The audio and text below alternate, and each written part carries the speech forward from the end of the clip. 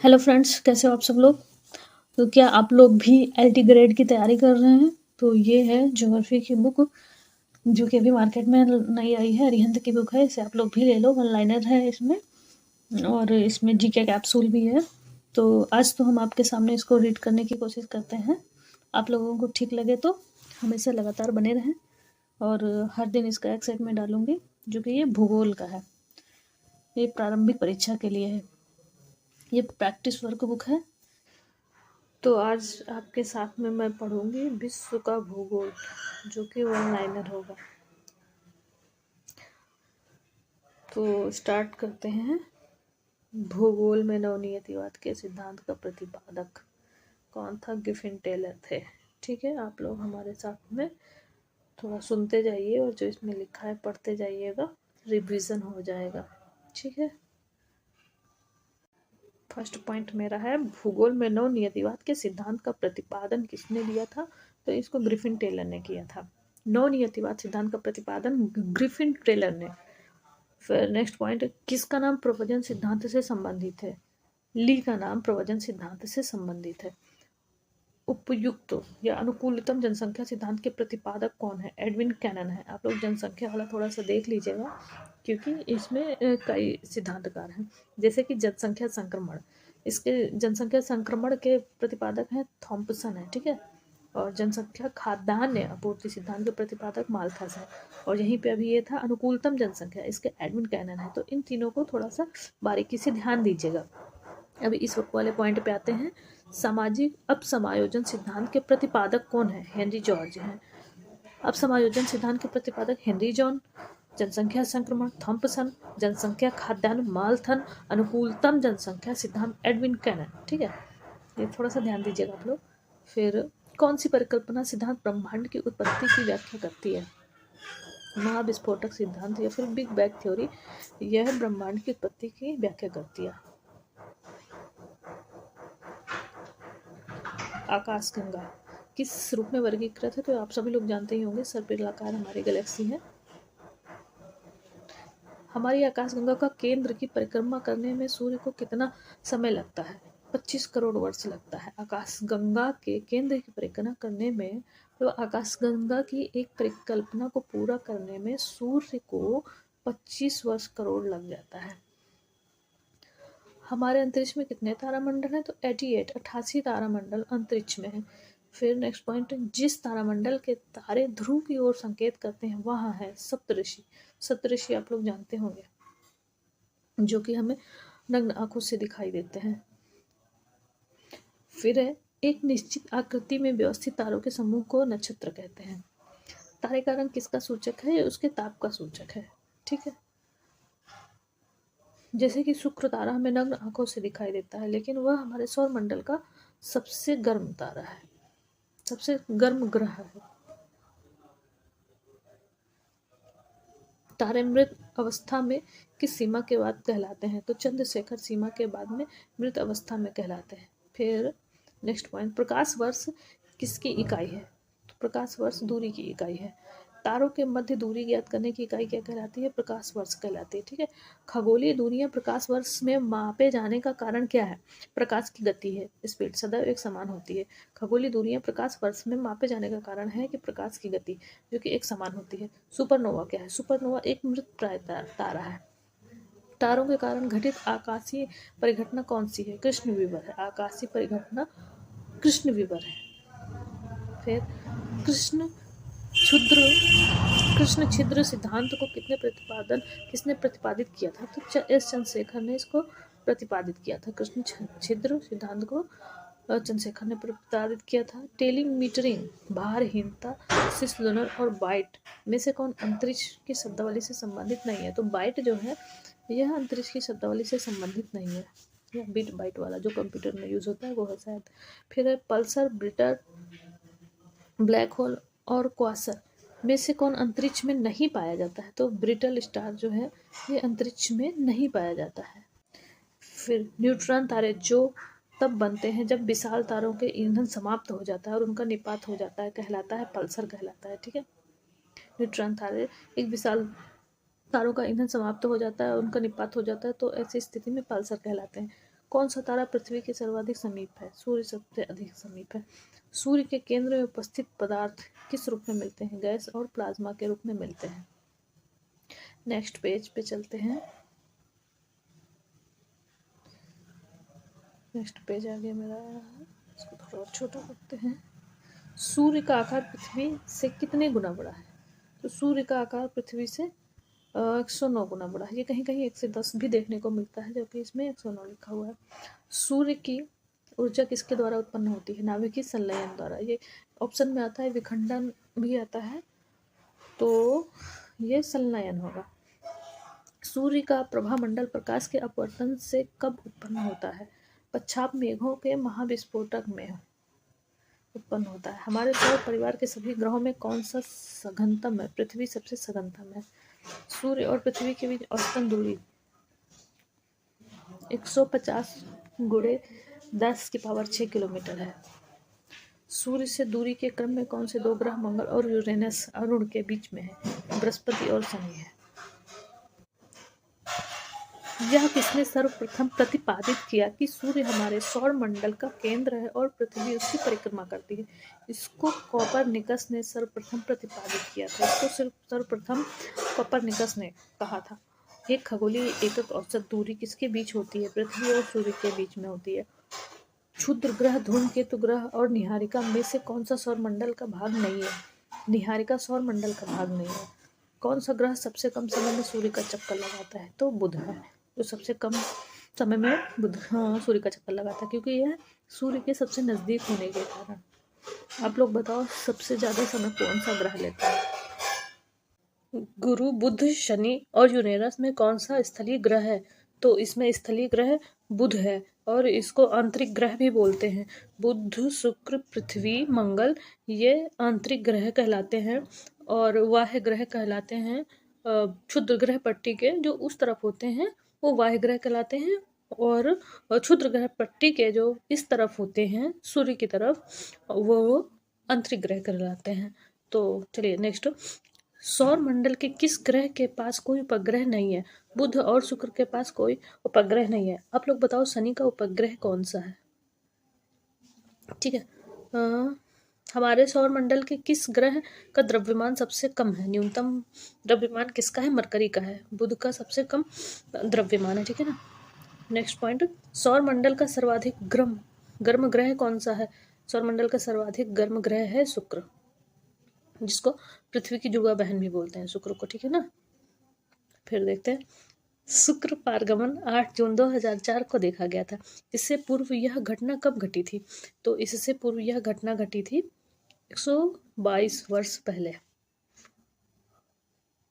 Magellan अंतरिक्ष यान किस ग्रह पर भेजा गया था? मैगलन अंतरिक्ष यान जो है ये शुक्र ग्रह पर भेजा गया था। ठीक है।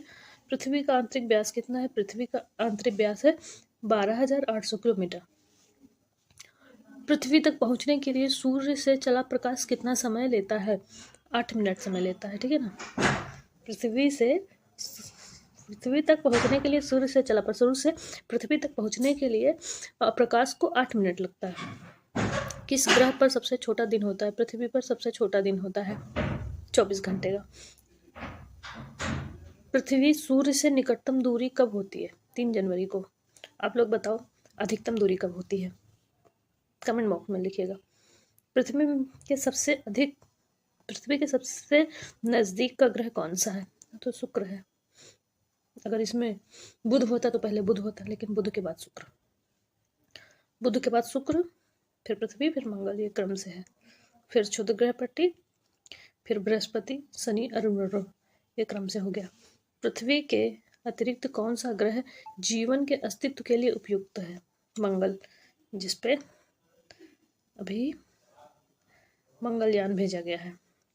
लाल मिट्टी पाई जाती है मंगल पर। पृथ्वी ग्रह के चंद्रमाओं उपग्रहों की खोज को किस एक वैज्ञानिक ने की थी? गैलीलियो ने की थी। नेक्स्ट पेज पर, किस ग्रह के सर्वाधिक प्राकृतिक उपग्रह अथवा चंद्र हैं? शनि के 82 हैं। ठीक है। मीथेन, चंद्रमा, सूर्य, बृहस्पति और मंगल में किसके वायुमंडल में उपस्थित है? मीथेन, चंद्रमा, सूर्य, बृहस्पति और मंगल किसके वायुमंडल में उपस्थित हैं, तो ये बृहस्पति के वायुमंडल में उपस्थित है। शनि ग्रह किस गर्म ग्रह से गर्म है? शनि जो है नेपच्यून गर्म ग्रह, उसके प्रकाश से शनि ग्रह गर्म होता है। शनि ग्रह सूर्य के चारों ओर चक्कर लगाने में कितना समय लेता है? 29 वर्ष लेता है, ठीक है, 29.5 वर्ष लेता है। शनि मंगल बुध और बृहस्पति। शनि मंगल बुध पृथ्वी में से किस ग्रह के चारों ओर वलय है? शनि के चारों ओर वलय है, ठीक है। शनि में चारों तरफ वलय पाए जाते हैं, मंगल में नहीं, बुध में नहीं, पृथ्वी में नहीं। बताइए आप लोग, पृथ्वी का उपग्रह क्या है? पृथ्वी का उपग्रह चंद्रमा है। नेक्स्ट पॉइंट, शनि ग्रह के वायुमंडल में कौन सी गैस सबसे अधिक मात्रा में पाई जाती है? शनि में सबसे अधिक पाई जाती है मीथेन। सौर मंडल का सबसे ठंडा ग्रह कौन सा है? तो नेपच्यून सबसे ठंडा ग्रह है। सबसे गर्म वहीं पे कौन सा है? सबसे गर्म बुध और शुक्र है। सबसे गर्म शुक्र है। सूर्य की परिक्रमा में कौन सा ग्रह समय सर्वाधिक लेता है? वरुण सर्वाधिक, क्योंकि वरुण जो है सूर्य से सबसे अधिक दूरी है। वहीं पे बताइए आप लोग, सबसे नजदीक कौन है? तो सबसे नजदीक है बुध है, ठीक है। सौर मंडल में सूर्य से दूसरे स्थान का ग्रह कौन सा है? बुध के बाद शुक्र है दूसरे स्थान पर। सौर मंडल का सबसे छोटा ग्रह कौन सा है? बुध है, ठीक है। सौर मंडल का सबसे बड़ा ग्रह कौन सा है? बृहस्पति है, जो कि क्षुद्र ग्रह पट्टी के बाद में आता है। सौर मंडल का सबसे चमकीला ग्रह शुक्र है, सब लोग जानते होंगे। नेक्स्ट एम हाइड्रा किसके चंद्रमा है? ये प्लूटो के हैं, तो चंद्रमा भी कह सकते हैं इनको, उपग्रह भी कह सकते हैं। नेक्स्ट एम हाइड्रा प्लूटो के हैं, ठीक है। मेरिनथ क्या है? यह एक कृत्रिम उपग्रह। मेरिनथ जो है यह एक कृत्रिम उपग्रह है। आप लोग इसको पढ़ लो, ये इंपॉर्टेंट है। मेरिनथ यह एक कृत्रिम उपग्रह है। जब नेक्स्ट पॉइंट, जब किसी वस्तु को पृथ्वी से चंद्रमा पर ले जाया जाता है तो उसके भार पर क्या प्रभाव पड़ता है? तो उसका भार घट जाता है। पृथ्वी की चंद्रमा से दूरी या फिर चंद्रमा की पृथ्वी से दूरी कितनी है? 3,84,400, ठीक है, किलोमीटर। पृथ्वी के तरल अभ्यंतर से भिन्न चंद्रमा का अभ्यंतर कैसा है? शांत व द्रव। नेक्स्ट, सी ऑफ ट्रैंक्विलिटी कहाँ पर है? चंद्रमा पर है। सी ऑफ ट्रैंक्विलिटी चंद्रमा पर है। मंगल और बृहस्पति की कक्षाओं के बीच सूर्य के चारों ओर परिक्रमा करने वाले शैल के टुकड़ों के समूह को कहते हैं। जो ये मंगल और बृहस्पति के बीच में जो टुकड़े छोटे छोटे होते हैं या फिर पट्टी होती है, उसे क्षुद्र ग्रह कहते हैं। इसे क्षुद्र ग्रह पट्टी के नाम से जाना जाता है। सौर मंडल के क्षुद्र ग्रह एस्टेरॉयड छोटे खगोलीय पिंड हैं। ये किन ग्रहों के मध्य पाए जाते हैं? ये मंगल और पृथ्वी के मध्य पाए जाते हैं। ये बुध शुक्र पृथ्वी मंगल। अब यहाँ पे छोटी छोटी पट्टियां हो गई, ठीक है। इसके बगल में फिर यहाँ पे बृहस्पति, शनि, अरुण, वरुण। सुमेकर लेवी 9 धूमकेतु किस ग्रह से टकराया था? यह बृहस्पति से टकराया था।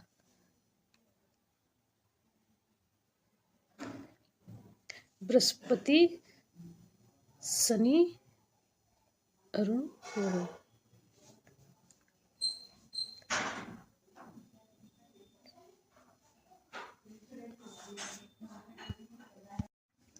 सर्वाधिक उत्तरी दक्षिणी अक्षांशीय लंबाई वाली सीमा वाला देश कौन सा है? तो ये चिली है। चिली में उत्तरी दक्षिणी लंबाई वाला सबसे लंबा देश है, सबसे बड़ा देश है। कर्क रेखा कितने देशों से होकर गुजरती है? 18 देशों से होकर गुजरती है। विषुवत रेखा विश्व के कितने देशों से होकर गुजरती है? 13 देशों से होकर गुजरती है। आप लोग इसको याद रखना। दूसरे क्वेश्चन पे आते हैं, पॉइंट पे। मध्यरात्रि के सूर्य का देश किस देश को कहा जाता है? नॉर्वे को कहा जाता है मध्यरात्रि के सूर्य का देश। समुद्र तल पर पृथ्वी के केंद्र के सबसे निकट स्थान कौन सा है? उत्तरी ध्रुव है। उष्णकटिबंधीय वर्ष, चंद्र मास, मानक समय और दिवस में से कौन सा एक समय की प्राकृतिक इकाई नहीं है? मानक समय प्राकृतिक इकाई नहीं है, इसे माना गया है, ठीक है। किसी स्थान का मानक समय निर्धारित करने का आधार क्या होता है? प्रधान मध्याह्न रेखा होता है। मानक समय निर्धारित करने के लिए जो बीच में ग्लोब के बीच में, ग्लोब नहीं कह सकते हैं, जो एटलस होता है, तो उसके बीचों बीच से जो रेखा ली गई है उसे ही हम मध्याह्न रेखा या मानक रेखा कहते हैं। 0 डिग्री अक्षांश तथा 0 डिग्री देशांतर किस महासागर में अवस्थित है? तो यह अटलांटिक महासागर में अवस्थित है। किसी जहाज को सबसे कम समय में एक स्थान से दूसरे स्थान पर ले जाने के लिए किसे मार्ग बनाना चाहिए? तो देशांतर को मार्ग बनाना चाहिए। फ्रांस में समय क्षेत्रों या फिर टाइम जोन की संख्या कितनी है? 12 है। आप लोग बताओ भारत में टाइम जोन कितने हैं? नेक्स्ट, अमेरिका में समय क्षेत्रों की संख्या कितनी है? अमेरिका में 11 है। दक्षिण अमेरिका में समय क्षेत्रों की संख्या 2 है। इंग्लैंड के समय क्षेत्रों की संख्या 9 है। अल्करा, डबलिन, मैड्रिड और लिस्बन स्थानों में किसका समय जीएमटी के समान है? अक्रा, डबलिन और लिस्बन, इन तीनों का मानक समय जीएमटी के समान है। यदि दो स्थानों की स्थिति 90 डिग्री देशांतर का अंतर है, तब दोनों स्थानों के बीच समयांतर कितना होगा? 6 घंटे होगा। ठीक है। नेक्स्ट, नई नई सहस्त्राब्दी के सूर्योदय की प्रथम किरण भारत के किस यामोत्तर में दिखाई देती है? 93 डिग्री 30 मिनट ईस्ट में दिखाई देती है। तो ये 93 डिग्री 30 ईस्ट कहाँ पड़ता है? ये अरुणाचल में पड़ता है, जहाँ पे सबसे पहले सूर्य की किरण दिखाई देती है। फिर ध्रुवों पर 2 क्रमागत देशांतर 91 डिग्री पूर्वी और 92 डिग्री पूर्वी के बीच की दूरी क्या होगी? 0 डिग्री होगी। काहिरा का समय ग्रीनविच से 2 घंटे आगे है। यह कहाँ अवस्थित है? यह 30 डिग्री देशांतर पर अवस्थित है। किसी जगह का स्थानीय समय 6 बजे प्रातः है, जबकि ग्रीनविच मीन टाइम जीएमटी 3 बजे प्रातः है। उस जगह की देशांतर रेखा 45 पूर्वी होगी। इसको आप लोग ध्यान से पढ़ लीजिएगा, इस पे क्वेश्चंस भी बनते हैं। ग्लोब पर 2 स्थानों के बीच न्यूनतम दूरी प्रधान देशांतर रेखा पर होती है। न्यूनतम दूरी पृथ्वी के गर्भ में दूसरी सबसे ज्यादा पाई जाने वाली धातु कौन सी है? तो एल्युमिनियम है। वही बताओ आप लोग कि पहली धातु कौन सी है जो पृथ्वी में सबसे अधिक पाई जाती है? ये तो एल्युमिनियम तो दूसरी हो गई। पृथ्वी पर ग्रह का संरचना में प्रवार मैंटल के नीचे क्रोड किससे बना है? यह क्रोड लौह से बना हुआ है। ठीक है। किस वैज्ञानिक ने सर्वप्रथम खोज की पृथ्वी सूर्य के चारों ओर घूमती है फिर चक्कर लगाती है? तो कोपरनिकस ने यह खोज की थी सर्वप्रथम। नेक्स्ट पॉइंट, पृथ्वी परिभ्रमण करती हुई प्रति मिनट लगभग कितनी दूरी तय करती है? तो ये लगभग 28 किलोमीटर दूरी तय करती है। इसको आप लोग ध्यान से पढ़िएगा, ये अभी तक बहुत कम रेयर में क्वेश्चन बना हुआ है। फिर है, अपनी परिक्रमा पथ पर पृथ्वी लगभग किस मध्य वेग से सूर्य का चक्कर लगाती है? 30 किलोमीटर। 30 किलोमीटर के वेग से सूर्य का चक्कर लगाती है पृथ्वी। फिर उत्तरी गोलार्ध में कर्क संक्रांति के समय 12 घंटे का दिन कहाँ पर होता है? तो ये 12 घंटा का दिन विषुवत रेखा पर होता है। ठीक है। फिर किस तिथि को दोपहर को आपकी छाया सबसे छोटी होती है? तो 21 जून को सबसे छोटी छाया होती है, एकदम सर के ऊपर रहता है, जिसे अपसौर बोलते हैं, उपसौर बोलते हैं जिसे। ऑस्ट्रेलिया वासी किस मौसम में क्रिसमस मनाते हैं? वो गर्मी में मनाते हैं। जैसे यहाँ पे दिसंबर में होता है तो यहाँ ठंड पड़ रही होती है, और ऑस्ट्रेलिया में उस समय 25 दिसंबर को गर्मी पड़ रही होती है। ऐसा है। हीरक वलय ईश्वर की आँख या बोली के मन के किस प्राकृतिक घटना का हिस्सा है? जैसे सूर्य ग्रहण। चंद्र ग्रहण कब होता है? जब पृथ्वी और सूर्य चंद्रमा के बीच आ जाता है, जिसे चंद्र ग्रहण कहते हैं। जब अर्धचंद्र होता है तो सूर्य पृथ्वी तथा चंद्रमा के बीच का कोण कितना होता है? तो 90 डिग्री होता है। जब अर्धचंद्र होता है तो 90 डिग्री सूर्य और चंद्रमा का कोण होता है। ग्रेनाइट, नाइस, डायोराइट, बेसाल्ट में से कौन सी आग्नेय चट्टान नहीं है? नाइस आग्नेय चट्टान नहीं है। बेसाल्ट, ओलियोइन, पायरोक्सिन और क्वार्टज में से किस आग्नेय चट्टानों में सबसे अधिक घनत्व है? बेसाल्ट में सबसे अधिक घनत्व है। ये सिर्फ आपकी रिवीजन क्लास है, बाकी आपको इसका मेन बुक से पढ़ना होगा। ये सिर्फ 1 लाइनर है, जिसको आप एक नज़र में देखते हुए चले। फिर कौन सी चट्टान में जीवाश्म नहीं पाए जाते हैं? ग्रेनाइट चट्टान में जीवाश्म नहीं पाए जाते हैं। लावा को ठोस होने के फलस्वरूप पृथ्वी के अंदर निर्मित चट्टानों को क्या कहते हैं? तो इसको प्लूटोनिक चट्टानें कहते हैं। नीस बालू का पत्थर, चूना पत्थर और सेल में निम्न में से कौन से समूह संबंधित नहीं है? नीस संबंधित नहीं है। किस चट्टान में कोयला और पेट्रोलियम पाया जाता है? परतदार या अवसादी, या इसे जीवाश्म चट्टान भी कह सकते हैं। फिर नेक्स्ट पेज पे देखते हैं, रिएक्टर पैमाने का उपयोग किस लिए किया जाता है? तो इसको तो सभी लोग जानते होंगे, सिंपल सा है, भूकंप की तीव्रता मापने के लिए किया जाता है। एक भूकंप का छाया क्षेत्र दूसरे भूकंप के छाया क्षेत्र में कौन सा होता है? सर्वथा भिन्न होता है, सेम नहीं होता है, याद रखना लोग। फिर है, जापान के किस शहर में विध्वंसकारी सुनामी एवं नाभिकीय विकिरण का सामना किया गया था? फुकुशिमा सब लोग जानते होंगे। सुनामी शब्द किस भाषा से है? जापानी भाषा से है। पृथ्वी के अंदर पिघले हुए पदार्थ को क्या मैग्मा कहते हैं। ज्वालामुखी के सबसे अधिक पाए जाने वाली गैस निकलती है, जलवाष्प निकलता है। किस महासागर के तटीय क्षेत्र को ज्वाला परिधि कहते हैं? प्रशांत महासागर को ज्वाला परिधि कहते हैं। यहाँ पे सबसे अधिक भूकंप आते हैं। किस सागर में ज्वालामुखी उद्गार नहीं होते? बाल्टिक सागर में ज्वालामुखी उद्गार नहीं होते हैं। फिर है, ज्वालामुखी शंकु अवशिष्ट पर्वत, मोडान नॉक और अपरदनात्मक जलप्रपात में से कौन मूल स्थल रूप है? ज्वालामुखी शंकु। किस पर्वत में बहिर्वर्धी ज्वालामुखी नहीं पाए जाते हैं? हिमालय में बहिर्वर्धी ज्वालामुखी नहीं पाए जाते हैं, बहिर्वेधी ज्वालामुखी नहीं पाए जाते हैं। संसार का सर्वाधिक सक्रिय ज्वालामुखी की आयु है, आप लोग जानते होंगे। मैना लोवा कहाँ का सक्रिय ज्वालामुखी? यह हवाई द्वीप पे पाया जाता है। कौन सा विश्व का सबसे बड़ा ज्वालामुखी पिछले 38 वर्षों में प्रथम बार फूटा था? मैना लोवा ही है, ठीक है। यह हवाई द्वीप में स्थित है। किस ज्वालामुखी को भूमध्य सागर का प्रकाश स्तंभ कहा जाता है? तो स्ट्राम्बोली को प्रकाश स्तंभ कहा जाता है। सक्रिय ज्वालामुखी का अधिकतम संख्या कहाँ पाई जाती है? सक्रिय ज्वालामुखी की अधिकतम संख्या पाई जाती है उत्तरी प्रशांत महासागर में, अल्यूशियन द्वीप समूह इसको बोलते हैं।